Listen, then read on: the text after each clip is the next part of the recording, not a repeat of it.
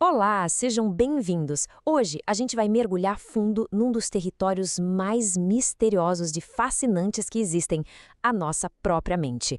Essa é a nossa jornada para encontrar o estranho interior. Sabe quando acontece uma coisa estranha? Tipo, por que a gente às vezes parece que sabota os nossos próprios planos? A gente perde aquele trem que não podia perder de jeito nenhum. Ou sei lá, no meio de uma conversa solta uma palavra completamente errada e pronto, o estrago tá feito. Pois é, esses momentos não são só acidentes, são pistas, sabe? Sinais de uma força bem poderosa agindo logo abaixo da superfície da nossa consciência.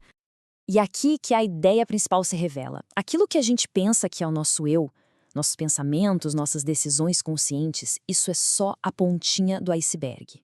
Existe uma parte gigantesca da nossa psique que está operando fora do nosso controle direto. É como se existisse um verdadeiro estranho morando dentro de nós. Ok, então vamos começar a entender isso. Como é que esse estranho se manifesta, afinal? Nessa primeira parte, a gente vai aprender a reconhecer os sinais do inconsciente no nosso dia a dia. A vida tá cheia de exemplos, é só prestar atenção. Esquecer aquele compromisso que era super importante, quebrar sem querer um objeto que tinha um valor sentimental enorme, acordar com uma tristeza ou, do nada, uma alegria que não tem explicação. Por outro lado, quem nunca se surpreendeu com uma resposta genial que nem sabia que tinha?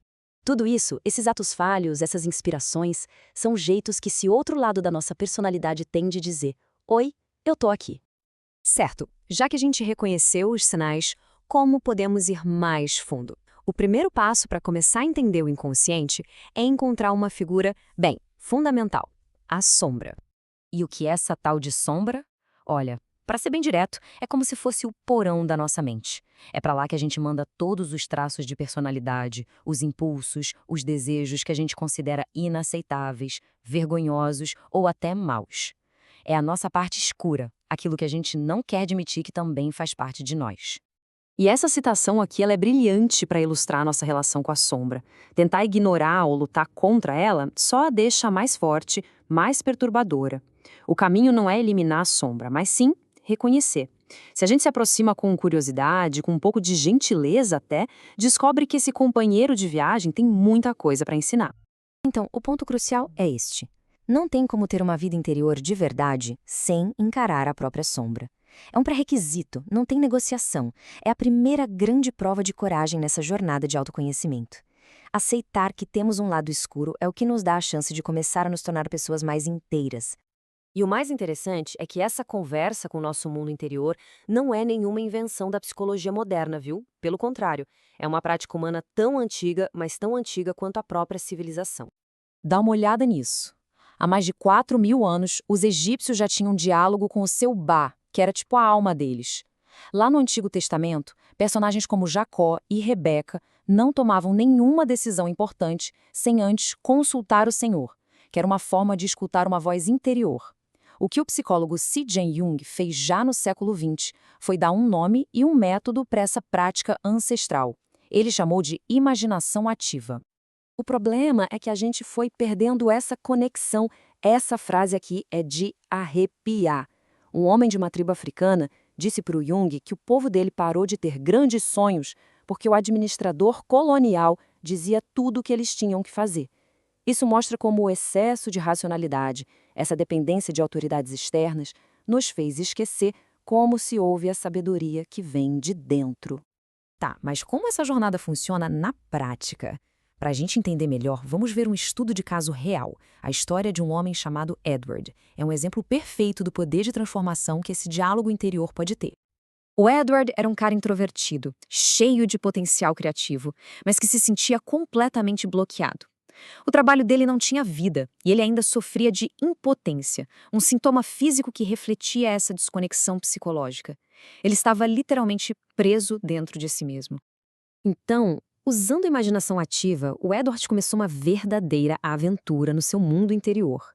Ele seguiu uma guia que apareceu num sonho, desceu escadas escuras que representavam seus medos, enfrentou um vulcão para libertar sua energia feminina reprimida, que Jung chama de ânima, e no final resgatou um corcunda, que era o símbolo da sua criatividade aprisionada. Foi uma jornada épica, cheia de perigos simbólicos. E o resultado no mundo real foi impressionante.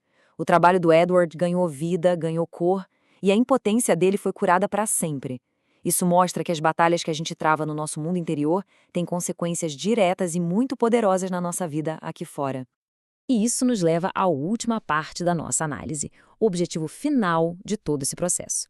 Porque, no fundo, não se trata só de resolver problemas pontuais, mas de alcançar um estado de totalidade, de se sentir inteiro. O Jung acreditava que o destino do mundo dependia dessa jornada interior de cada um.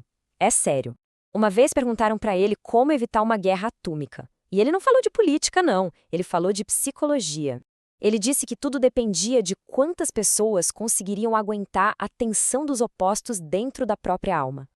E o que ele quis dizer com isso? Bom, aqui a gente compara duas abordagens. A mais comum é a projeção. A gente vê o mal, a escuridão, a sombra e joga a culpa num inimigo externo. Outro país, outro grupo, outra pessoa. Isso só alimenta o conflito lá fora. A outra abordagem, a integração, é reconhecer que a mesma escuridão que a gente vê no mundo também existe dentro de nós.